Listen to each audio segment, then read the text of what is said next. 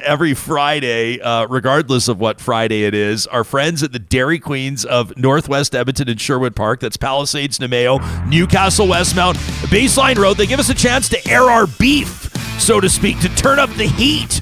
We want to hear it. We want you to bring your hot takes because it's the Flamethrower, presented by the DQs of Northwest Edmonton and Sherwood Park. This from Chris.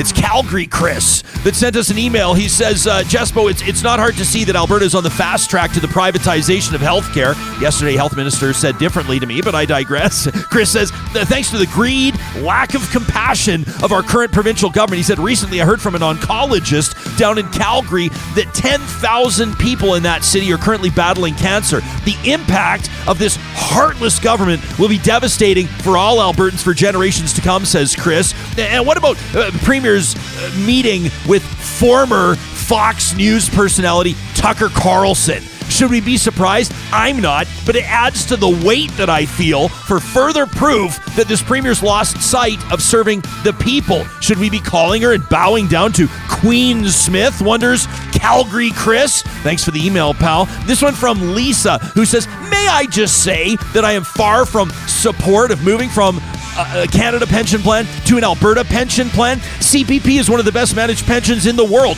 Its economies of scale dwarf anything Alberta thinks it could accomplish. CPP is completely portable within Canada, making retirement choices easier. Communication from this government indicates to me they have no intention of creating an independent board to manage funds. This further indicates to me that they may be biased in their choices of where to invest these funds. And finally, there's a complete lack of understanding on how the existing plan works. And that gives me no confidence in the proposed Alberta plan. It's simple. You pay in, your employer pays in, the money's invested free of government interference, and you or your heirs get the money when you retire. Yet, this provincial government continues to misrepresent how it works. To conclude, says Lisa, stop wasting Alberta's money on this asinine scheme to screw over the rest of Canada and put it to good use fixing some of our major problems at home. Oh, and by the way, says Lisa, end the moratorium on renewables and stop playing around with coal mining in the Rockies.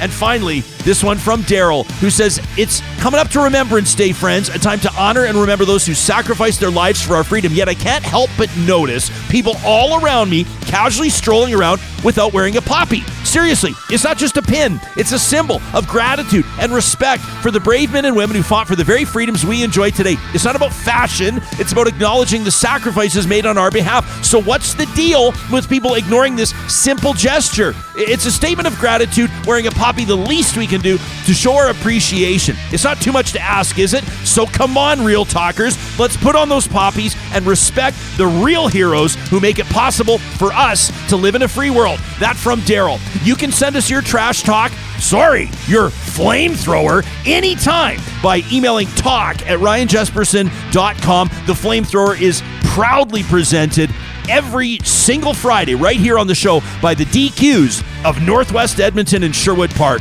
We're going to observe the stat on Monday, meaning the next live episode, live or later on demand of Real Talk, will be coming up on Tuesday. Thanks for being a part of this one, friends, and we'll talk to you soon.